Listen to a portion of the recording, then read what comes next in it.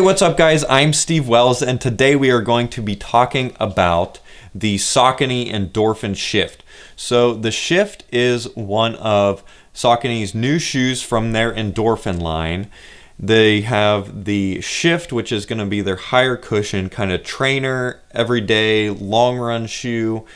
They have the Endorphin Speed, which I'll be talking about in a future video. They're kind of faster day, tempo day type shoe. And then they also have the Endorphin Pro, which is their new carbon fiber plate racing shoe. So before we get started talking about this shoe, just want to say real quick, I have a Patreon page now. I'll have the link down in the description if you want to check that out. Become a patron. It would help out the channel, help me keep doing what I'm doing. So I'm not going to list off all of the stats on this shoe. They'll be down in the description if you're interested in that. But we will look at the weight of my size. So this is a size 12. I went up a half size in this shoe because it does run relatively short. So you might consider doing the same if you're interested in this shoe.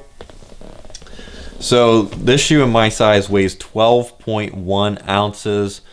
So not like too insane, but definitely on the heavy side, especially if you're comparing it to something like the Clifton, which granted this is an 11.5, but the Clifton is 10.5 ounces, so like 2 ounces lighter, which you kind of do start to feel the weight of this shoe after a while. But before I go into too much detail, let's get into some pros about this shoe. So my first pro is the fit of it, the width, the volume, especially like the midfoot width. This shoe is going to be kind of Saucony's entry into Hoka's space. So Hoka with their max cushion thick boy shoes, Saucony is making something to kind of try to compete with that. If you're interested in checking out the Clifton 7, got a video on that I will put right up in the corner that you can go check out as well. But like I was saying, the fit of this shoe, especially when comparing it to the Clifton, I feel like is a lot better for my feet and I think more people's feet. So the Saucony has a little bit straighter of a shape to it. So the Clifton, I was having problems with it pressing in on the lateral side of my foot because it kind of curved back around. Was not having that issue in this shoe.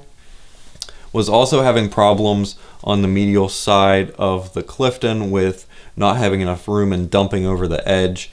And I was not having problems with that in the Saucony either. This shoe, if you're looking for something a little bit more stable than the Clifton, maybe not quite as stable as the Hoka Arahi, this would be something to check out.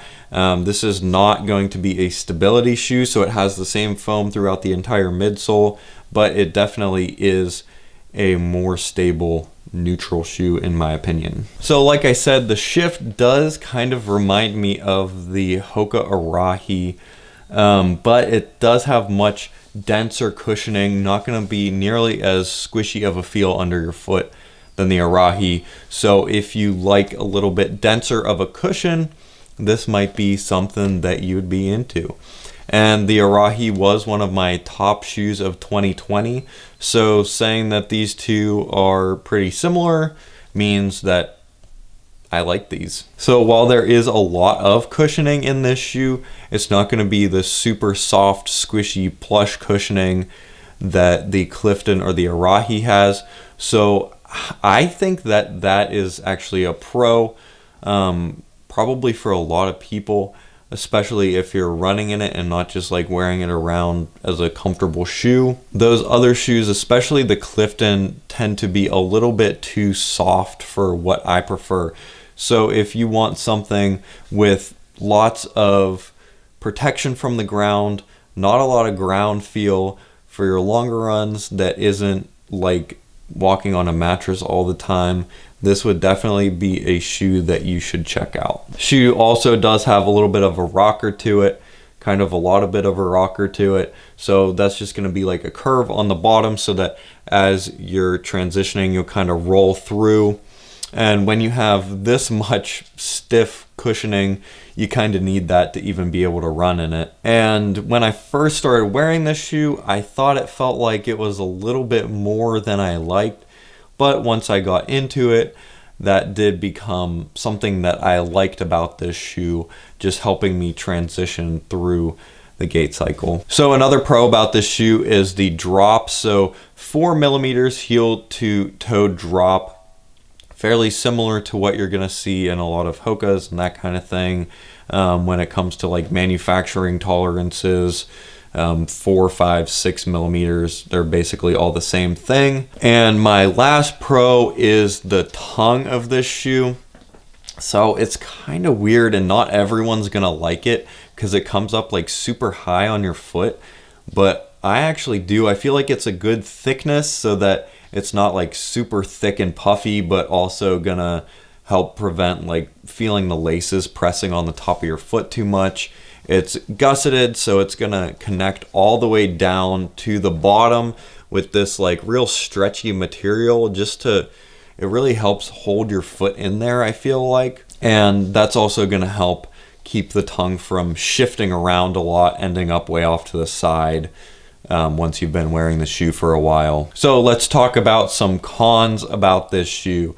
So first one is, if you're looking at it, you're probably thinking it's a super soft, pillowy, walking on air ride, which it is not. So the looks can be a little bit deceiving when it comes to this shoe because it is such a dense cushioning.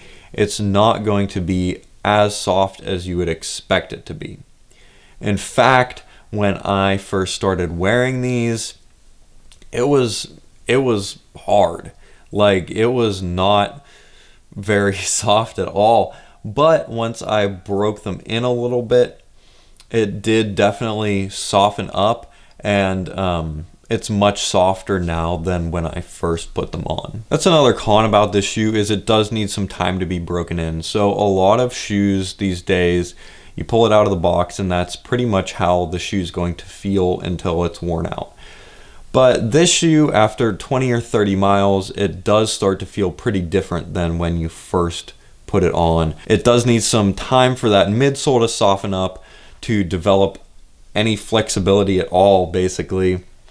And that makes it a little bit hard to say right away whether you'll like the shoe or not, because when you first put it on, you won't have the feel that it's going to have after 20 or 30 miles. It might make it a little bit hard to make a decision on whether it's the shoe for you or not. Another con potentially is the kind of ankle collar for some people. So it comes up a little high in the back, definitely comes up high in the tongue here, and just kind of fits a little bit like basketball shoe like, which I don't have a problem with, but I could definitely see that being an issue for some people. As I mentioned before, it is a little bit weird when it comes to sizing.